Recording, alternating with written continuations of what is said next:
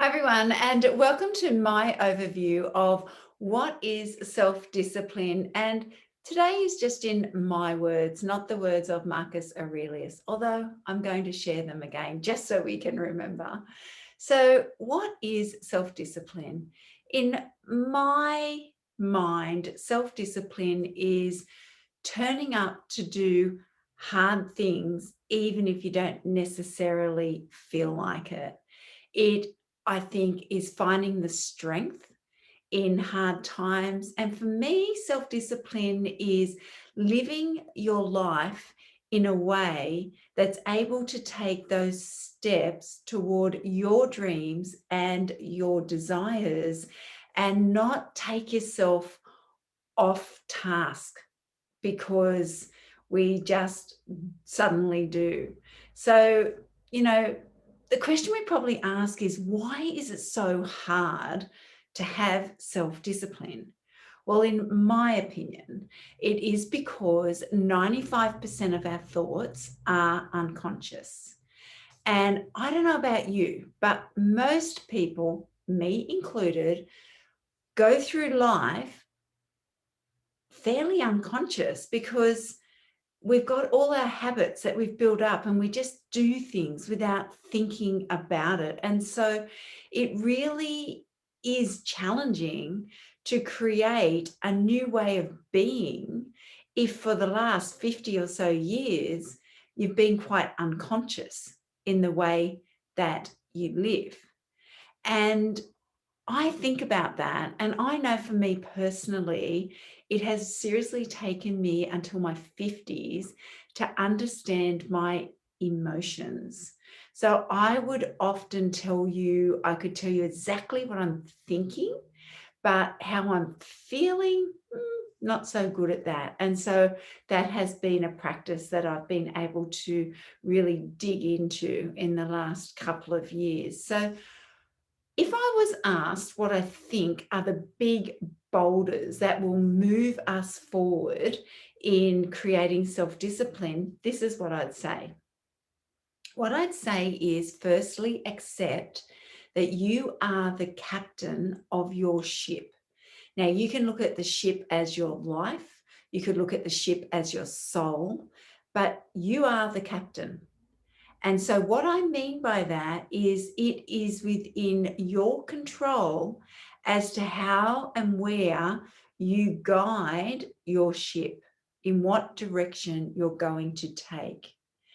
And if I said you are the master of your fate, what I mean by that is you are once again in control of how you react to your emotions and to your thought patterns. So you can react in a negative way or you can react in a positive way. So I would say that that is step one, to get excited that really you are in control of your life and where you would like to guide your ship, what direction you would like to take it. Then I would say to really start to practice the insights of Marcus Aurelius. I love them. I think they're fantastic. First thing is, know your why. Why do you want to achieve certain dreams and desires and goals? And what are they? What is your plan to be able to get there? And the next step, I think, is counting on yourself, because what I see as a health and fitness professional is people rely on me. You make me feel motivated. You make me feel good about myself. You make me achieve my goals. But what happens when I leave the picture? They don't have the tools, the tips, the tricks, and the strategies to keep themselves disciplined, motivated, self supported. So it is a matter of really starting to count on yourself, learning the lessons you need to learn to be able to rely and believe in yourself. Yeah. The next thing is showing up daily. And this is where it sometimes is hard. It's raining outside, it's cold. I want to go exercising, but bed's feeling rather good. This is where every day you have to show up. It has to be a practice, doing hard things even when you don't feel like it. and that will strengthen that self-discipline muscle. Practicing dichotomy of control, it really is not dwelling what's out of your control, because when you think about it, when you're a dweller, you're living in the past for a start, already gone.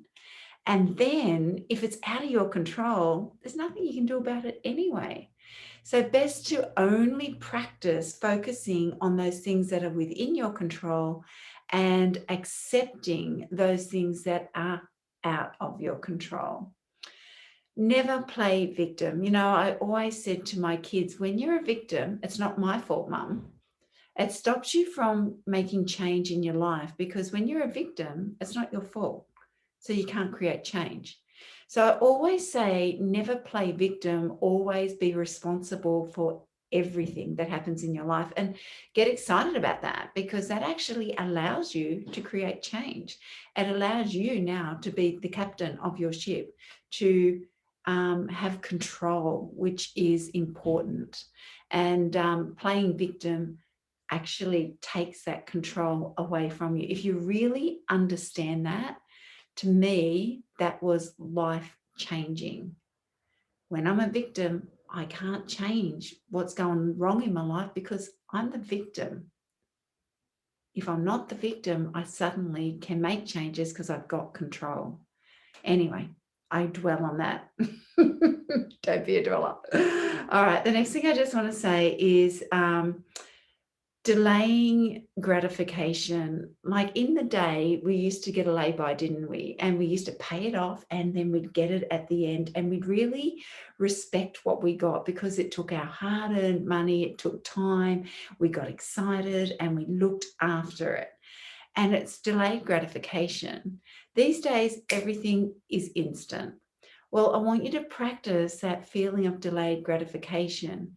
Maybe you're not going to lose weight overnight. Maybe you're not going to get fit overnight. Maybe you're not going to get healthy overnight. But by chipping away one step at a time, one day at a time, you're making the progress to be able to get to where you want to be eventually.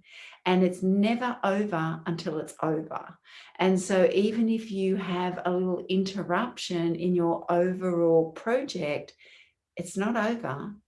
Reset, get back in the game, and keep moving forward. Yeah. So the next step is to ignore those people around you that are negative. So you'll always find them. And sometimes it's for different reasons. Sometimes it's because they care for you and they don't want to see you doing something for them is quite fearful and frightening. Or it might be that people you hardly even know, they don't even know you, and they're having judgment and criticism and opinion about you. None of your business. Just let it go.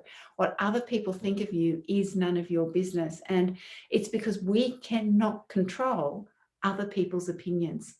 It just doesn't matter. Who cares? They don't know you. And it just doesn't matter. So just ignore the naysayers in your life and come back to believing in who you are and in yourself. Because the reality is, if you don't believe in yourself, nobody else is going to believe in you either. So you need to take that step. I say find wise people around you, because I know for me personally, when I absorb myself around people that are one step in front of me, it really helps me to break open where maybe I was stagnating or I hadn't thought of it in that way, and just opens my world to a new way of thinking. So rather than being boxed in my opinions and my way of thinking, I look at people who I think are successful or I'd like to live like they live, and I be curious about them, about their habits, about their life, about their everyday. What do they do? How do they think? Who are these people? And I try to emulate those people. And last but not least, I try and be honest with myself on a daily basis. So every day I do a check-in at about 4:30, normally 5 o'clock, about my day and what I probably did great. Congratulations. What I didn't do so great, and what I can practice on. And then once a week, I actually have a meeting with myself, and I seriously sit down at my little meeting and I have a moment of a meeting that says, where could I have improved and what's my goal? What can I get excited about next week that I am going to achieve that's moving me toward where I want to be? So that's my overview of self-discipline. I truly believe it is such an important trait to practice and to nail, to become good at. And for me personally, I know that in regard to exercise and health, I feel like it is something that I'm very good at. In regard to my emotions and my thought patterns, I'm a work in progress. So I'm with you, girls, and hence me sharing this journey, because as a group of women over the age of 40, we're in it together. We do want to age in a way that we're excited and positive, and showing that next generation of women how they can age in a different way to that generation that's gone before us. Yeah. Alrighty. Well, catch me on Women's 40 Plus Online Health Club if you are not already a member, where I do share free exercise. I also share education, resources, tips, tricks, and strategies. All right. Have a great day, and I'll catch you next time. Take care. Bye for now.